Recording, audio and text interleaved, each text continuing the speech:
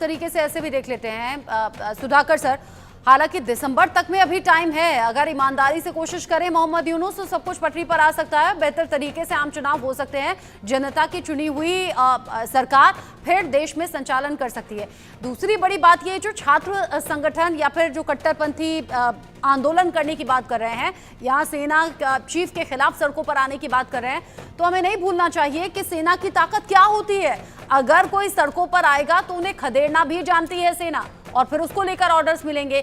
और हमें बिल्कुल नहीं भूलना चाहिए कि मोहम्मद यूनुस के खिलाफ ऑलरेडी अलग अलग छात्र संगठन आ चुके हैं, यानी एक तरफ पक्ष वाले होंगे, एक तरफ विपक्ष वाले होंगे। रचना, आपने मेरे मुंह से छीन लिया, यही स्टेटमेंट में देने जा रहा था। देखिए, कोई भी फौज कोई भी देश का हो, वो कन्फ्रंटेशन करना नहीं चाहेगा, मतलब at the first drop of a hat कोशिश करेगा कि कॉन्फ्रंटेशन के अलावा क्या सॉफ्टवेयर ऑप्शंस कोई हैं। आज के दिन में मैं इतने दूर से अंदाज लगाने की कोशिश कर रहा हूँ, बहुत सारे ऑप्शंस हैं।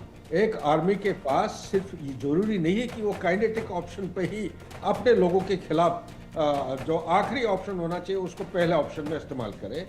आज के दिन में chief of the army staff जो बांग्लादेश के हैं, इनके पास बहुत सारे कॉन्स्टिट्यूशनल ऑब्लिगेशन क्लॉजेस और सपोर्टिंग पैरामीटर्स हैं।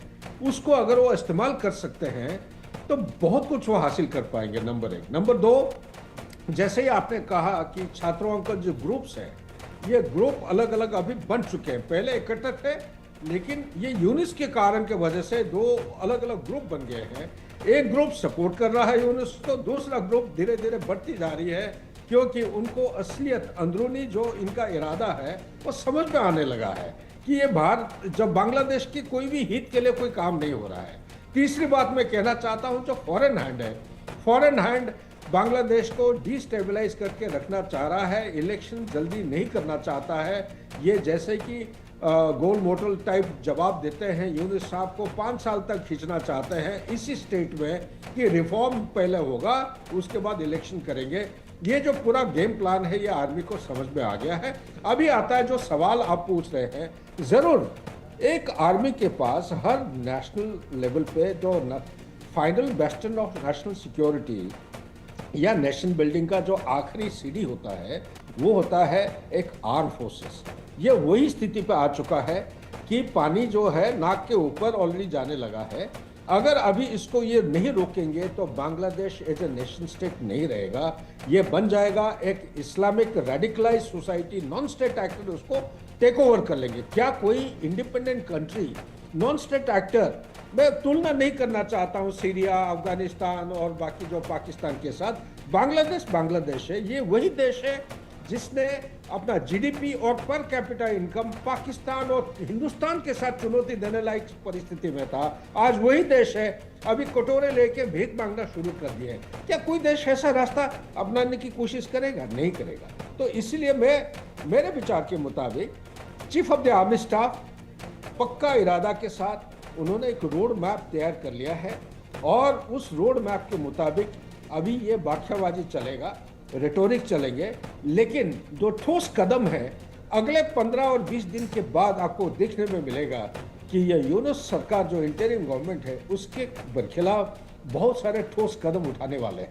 और इसी कदम के साथ धीरे धीरे जो इलेक्शन की तैयारी है वो भी आपको देखने लगेंगे।